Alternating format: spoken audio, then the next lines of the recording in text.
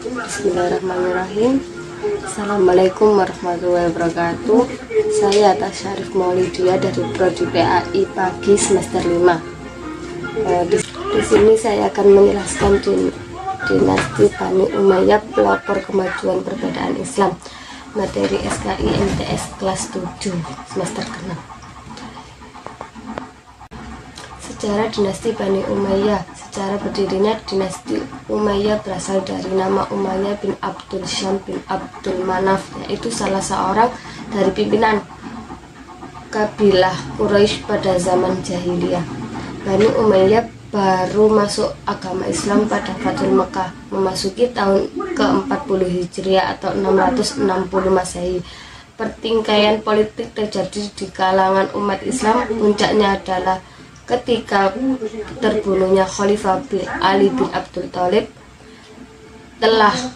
Setelah Khalifah terbunuh, umat Islam di wilayah Irak mengangkat Al-Hasan, putra tertua Ali, sebagai Khalifah yang sah.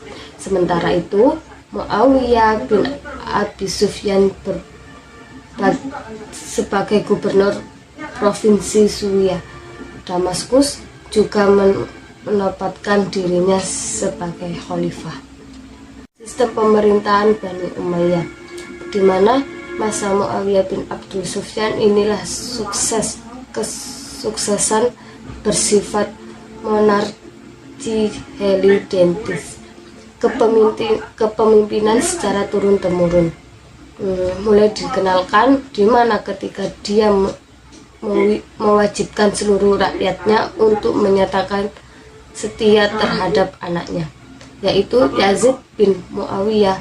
Pada 679 Masehi, Muawiyah menunjukkan putranya Yazid untuk menjadi penerusnya. Muawiyah bin Abdul Sufyan menerapkan sistem monarki dipengaruhi oleh sistem monarki yang ada di Persia dan Bizantium. Dalam perkembangan selanjutnya, setiap khalifah menempatkan salah seorang anak atau kerabat sukunya yang dipandang sesuai untuk menjadi penerusnya. Sistem yang diterapkan Muawiyah mengakhiri bentuk demokrasi mukhalifan menjadi monarki heridentis, kerajaan turun-temurun yang diperoleh tidak dengan pemilihan atau suara terbanyak. Khalifah Bani Umayyah. Dinasti Bani Umayyah berkuasa selama 90 tahun dari tahun 41 Hijriah sampai dengan 132 Hijriah atau 661 Masehi sampai dengan 750 Masehi.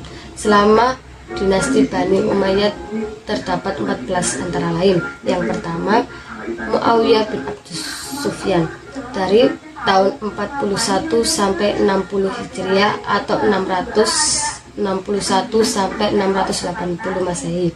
Yang kedua, Yazid bin Muawiyah 60 sampai 64 Hijriah atau 680 sampai 683 Masehi. Yang ketiga, Muawiyah bin Yazid 64 sampai 64 Masehi atau 683 sampai 683 Masehi.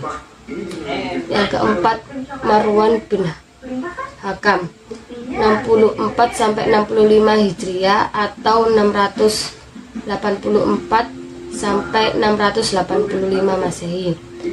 Yang kelima, Abdul Malik bin Marwan 65 sampai 86 Hijriah atau 685 sampai 705 Masehi.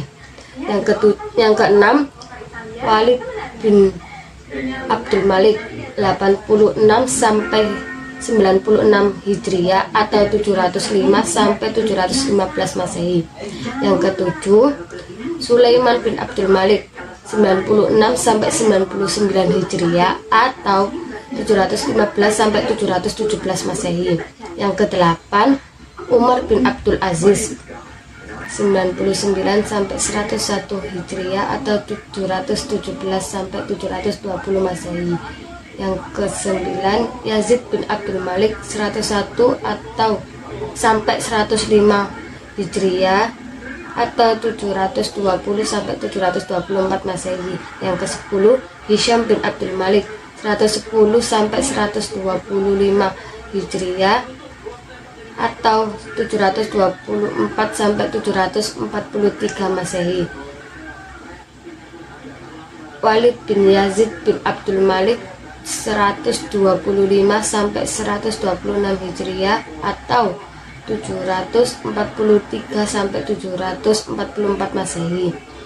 Yang ke-12 Yazid bin Walid bin Abdul Malik 126 atau sampai 127 Hijriah atau 744 Masehi. Yang ke-13 Ibrahim bin Walid bin Abdul Malik 127 Hijriah atau 744 Masehi. Yang terakhir Mar bin Muhammad 127 sampai 133 Hijriah atau 744 sampai 750 Masehi. Faktor-faktor penyebab kemunduran dinasti Umayyah. Faktor-faktor kemunduran. Yang pertama, terjadinya pertentangan keras antara kelompok suku Arab Utara Irak yang disebut Mudariyah dan suku Arab Selatan yang disebut Suriah Himsyariyah. Yang kedua, ketidakpuasan sejumlah pemeluk Islam non-Arab. Yang ketiga, konflik-konflik politik melatar belakangi terbentuknya Daulah Umayyah. Yang keempat, sistem pergantian khalifah melalui garis keturunan adalah sesuatu yang baru, bid'ah bagi tradisi Islam yang lebih menekankan aspek senioritas. Yang kelima, lemahnya pemerintahan Daulah Bani Umayyah juga disebabkan oleh sikap hidup mewah di lingkungan istana sehingga anak-anak khalifah tidak sanggup memikul beban berat kenegaraan tak kala mereka mewarisi kekuasaan. Yang terakhir, penyebab langsung terlindungnya kekuasaan dinasti Bani Umayyah adalah munculnya kekuatan baru yang dipelopori oleh keturunan Abbas bin Abdul Muthalib. Profil kepemimpinan Umar bin Abdul Aziz. Riwayat hidup Umar bin Abdul Aziz yaitu Khalifah Umar bin Abdul Aziz lahir di Madinah pada tahun 61 Hijriah. Imam Az-Zahabi menyebutnya bahwa dia dilahirkan di Madinah pada masa kepemimpinan Yazid. Ayahnya bernama Abdul Aziz bin Marwah bin Al-Hakam, yaitu salah satu gubernur terbaik Bani Umayyah yang memberani dan dermawan.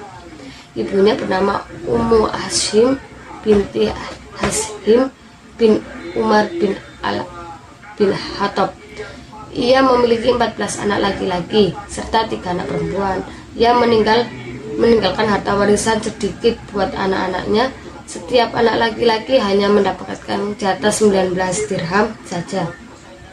Serta sementara satu anak dari Hisham bin Abdul Malik, khalifah ke-10 Bani Umayyah, mendapatkan warisan dari bapaknya sebesar 1 juta dirham. Namun beberapa tahun setelah itu, salah seorang anak Umar bin Abdul Aziz mampu menyiapkan 100 ekor kuda lengkap dengan pelengkapannya dalam rangka hijab di jalan Allah. Pada masa yang sama, salah satu seorang anak Hisham sedekah di masyarakat. Umar memiliki akhlak yang baik dan wajah yang tampan, memiliki akal yang sempurna, kepribadian yang baik, berpolitik, selalu berusaha untuk bersikap adil, berpengetahuan luas, memahami psikologi, cerdas, ahli taubat, tunduk kepada Allah, tidak gila jabatan, selalu mengungkapkan kebenaran. Dia dicatat sebagai salah satu pemimpin yang ulama ideal pada masa Bani Umayyah dan dikenal sebagai seorang yang sangat fasih dan lancar dalam berbicara. Namun, hidupnya tidak berlangsung lama. Ia meninggal dunia pada tahun 101 Hijriah dalam usia 40 tahun. Pola kepemimpinan Umar bin Abdul Aziz. Yang pertama di bidang agama, yaitu menghidupkan kembali ajaran Al-Quran dan Sunnah Rasul, mengadakan kerja keras dengan ulama-ulama besar, menerapkan hukum syariah secara serius, membuat hadis. Yang kedua, bidang pengetahuan, membentuk gerakan terjamaah, memindah sekolah kedokteran. Yang ketiga, bidang sosial politik, menerapkan politik yang adil, membentuk tim monitor, memecat jabatan yang kurang cakap.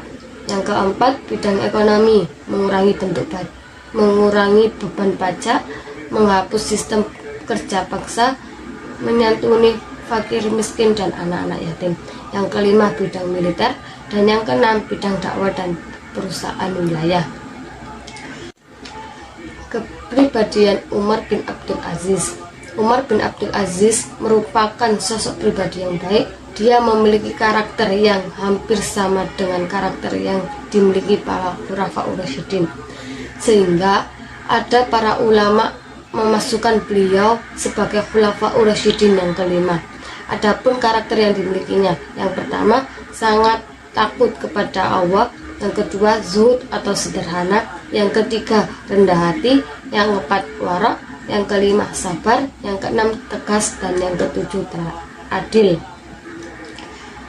Sekian penjelasan dari saya. Terima kasih. Semoga ilmu kita menjadi bermanfaat di dunia dan akhirat. Wassalamualaikum warahmatullahi wabarakatuh.